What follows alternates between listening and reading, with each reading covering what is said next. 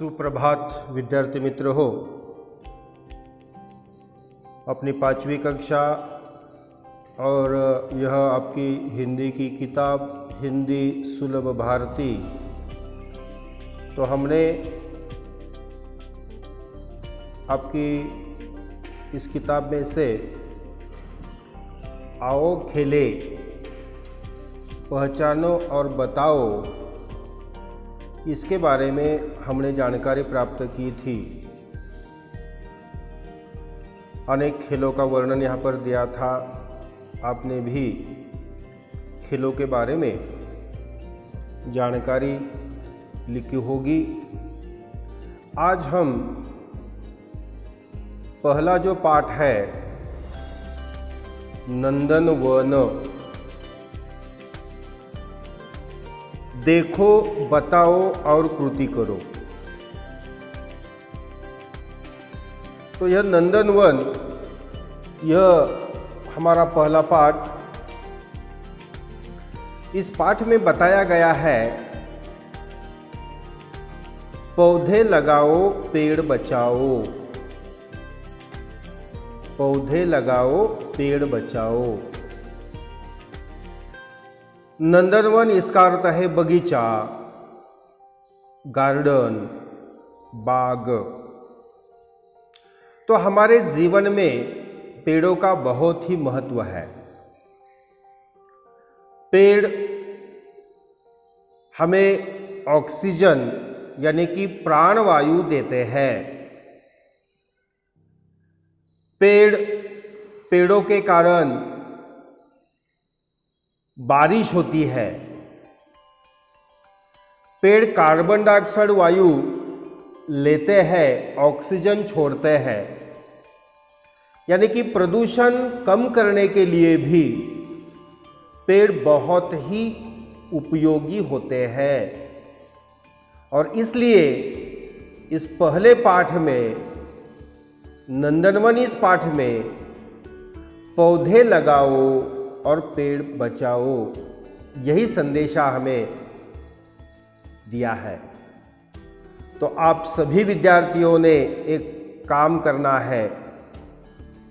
अब बारिश का मौसम है, जुलाई महीना शुरू है, बारिश होती है। अपने घरों के आंगन में, अपने घरों के पास जहाँ जहाँ खुली जगह है वहाँ पर आप एक पेड़ लगाएंगे। गमले में क्यों ना हो, कुंडी में क्यों ना हो, आप एक पेड़ जरूर लगाएंगे। जहाँ पर आपको खाली जगह मिलती है वहाँ पर आप पेड़ लगाएंगे।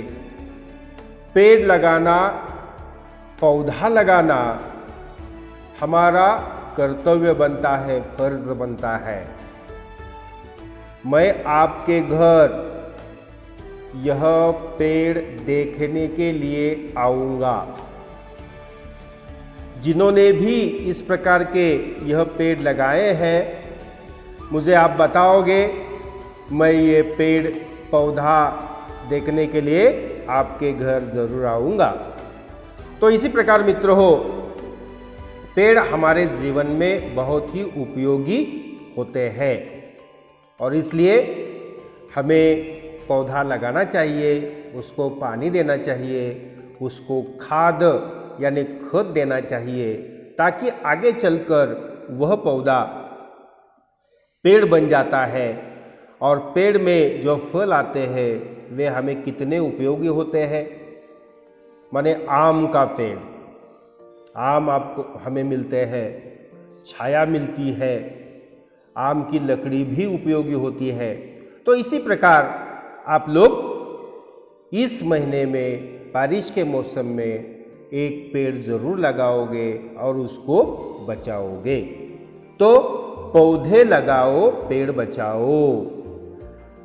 बाद में यहाँ पर जंगल का चित्र दिया है। इस चित्र में हमें अनेक पक्षी, पशु इस प्रकार दिखाई देते हैं।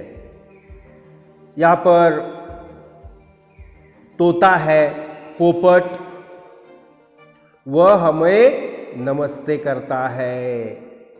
नमस्ते मित्रों। तो तोता हमें नमस्ते करता है। बाद में यहाँ पर नीचे एक तितली हमें दिखाई दे रही है। देखिए ये तितली है। यह तितली हमें क्या कहती है? तितली कहती है स्वागत है। तितली हमें कहती है स्वागत है। साथ ही इसके बाजू में यह खरगोश है। यह खरगोश कहता है नाचो गाओ। अब हमें बाहर हम देखते हैं बहुत हरियाली है, रिमझिम इस प्रकार की बारिश होती है। अगली हम बूंदे इस कविता में बारिश के बारे में देखेंगे।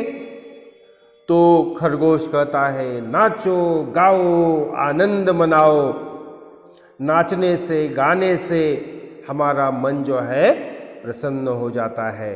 तो खरगोश हमें नाचने के लिए, गाने के लिए बताता है। वह कहता है नाचो गाओ। अब चित्र में हमें यह हाथी दिख रहा है। हाथी कितना बड़ा होता है देखो, हाथी। तो हाथी हमें कहता है कतार में चलो।